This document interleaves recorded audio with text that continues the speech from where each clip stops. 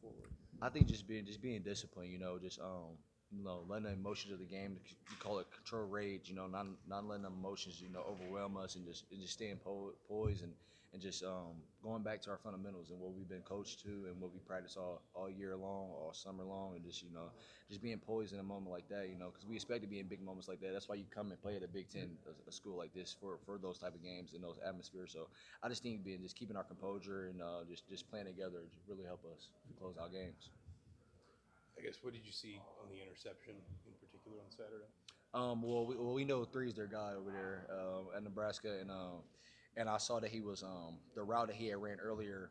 He had ran the same route earlier on our mic, so I just knew just to stay over top. That's where the quarterback wanted to go with the ball, and I just try to stay over top and see ball, get ball. That's the mentality, and try to make a play and spark a momentum change for our team. I'm trying to do anything controversial, but was there an explanation why that wasn't a touchback when you came down on the pylon? Yeah, I thought it was a touchback, but I guess they said that when I had possession of it, that I was technically down at the one. So it's their call. So we just gotta respond to no matter what they call. If they called it incomplete, we just had to go out there and play the next place. But I thought it was a touchback as all so well, but they called it otherwise. Is there any kind of skill involved in trying to get your knee or your feet in at that point, or is just you just try to do your best and hope?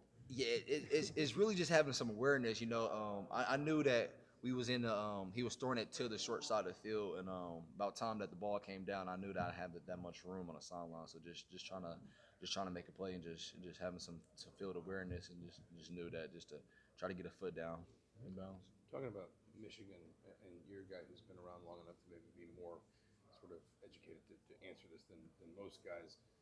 When you watch a team like that, what's the balance basically you strike? Maybe especially when you're just watching games, not necessarily digging in and preparing during game week. Between, I want to say they've had maybe four different offensive coordinators in your career, but they've had the same head coach, and so the emphasis kind of remains the same. But then I imagine the details are different. Just how do you kind of what's the balance of preparing for a team where maybe you understand what their offensive identity is going to be, but you also have to maybe prepare for a different OC? I think the balance is just like you said. They have the same head coach there for a while now, and I just think that he emphasizes on doing what they want to do. They want to run the ball first and foremost. So I feel like just stopping a run is the most thing that you have to do when you play a team like that, because they do have a good old line over there, good running backs over there, and they have QBs who can manage the game well. And just in the past they had different guys, that receivers that can make different plays. They had good tight ends in the past, so I think they do well is that they play to their strength and they know what they want to do going into a game plan. And this year, like I said, they have a lot of playmakers at wide receiver this year, so it's really a big emphasis to just to stop all their weapons that they got. So it's a tough game plan, but we're definitely up for the challenge.